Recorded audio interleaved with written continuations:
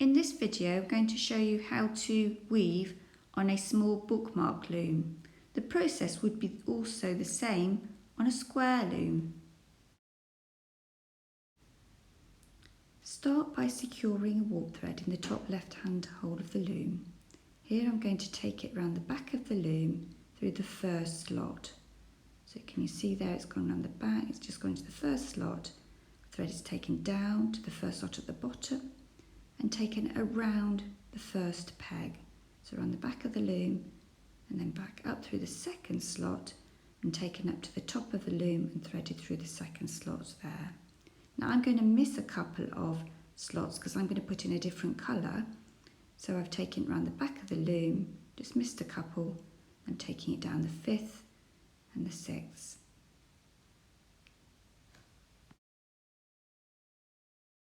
Once warping is finished, you can thread the warp thread onto a needle and take it through the right hand hole to secure that warp thread nice and tight. Now the warp threads across the loom should be really tight, so hopefully you've kept that tension as you've gone across the loom.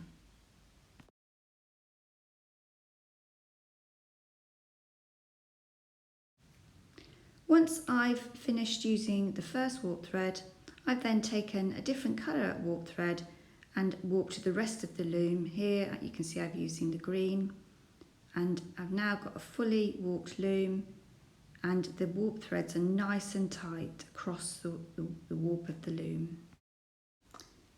I'm now going to start weaving by taking my weft thread up and over each of the warp threads across the loom. I'm going to leave a tail of yarn because that tail of yarn is going to be used to do the hem stitch later. So there's my first weft row, and I'm now going to go back. Now where I went over a warp thread last time, I'm now going to go under, so I'm going to do the opposite thing. When I get right across the loom, I'm going to leave the weft thread at a bit of an angle. This gives it a little bit more thread and stops the weave from pulling in so much at the edges. Having moved across the warp, I'm now going to use my comb to beat down that second weft row. So having woven 4 weft rows, I'm now going to do the hem stitching. So with that tail that I left, I'm basically going to do this hem stitch. So you go down, underneath and go across and up into the body of the weave. So I've gone down under 3 warp threads and up into the body of the weave. You create a loop and take the needle back under those 3 warp threads and up through the loop. So down and up into the body of the weave by 1, make a loop and then go back and go under those 3 warp threads.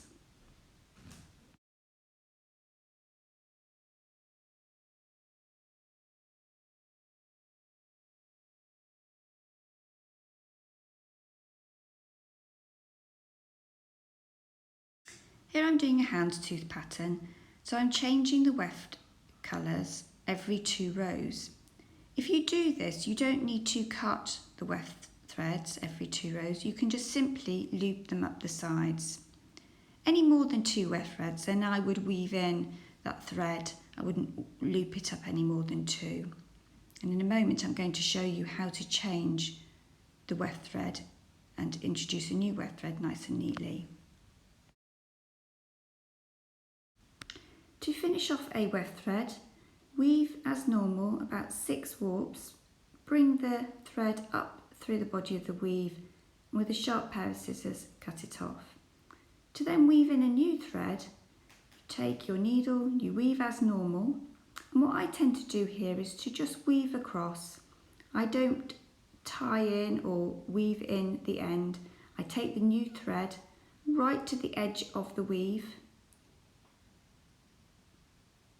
I then beat it down, and then if it's sticking out a little bit, I just give it a little tug so it sits nicely on the edge.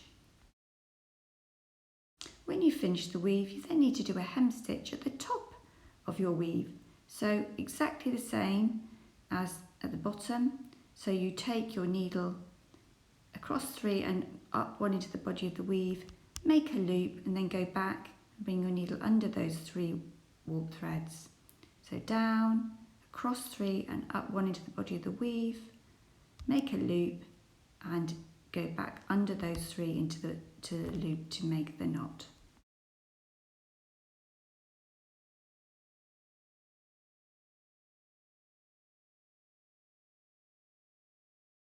Once you've finished weaving your fully woven bookmark, you need to, with a sharp pair of scissors, cut the threads, the securing threads, from the holes at the top of the loom. So that just will then release the weave.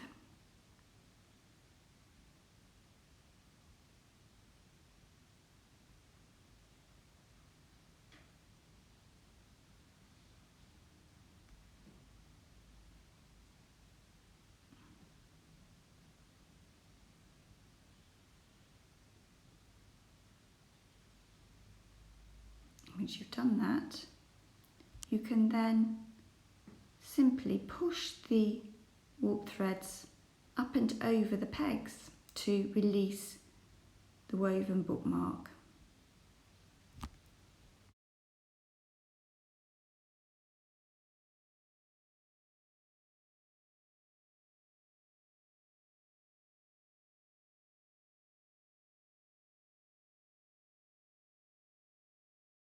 Having got your woven bookmark finished, you've then got the warp threads, which are loops, and with a sharp pair of scissors you can cut those to make a lovely fringe at each end of your woven bookmark.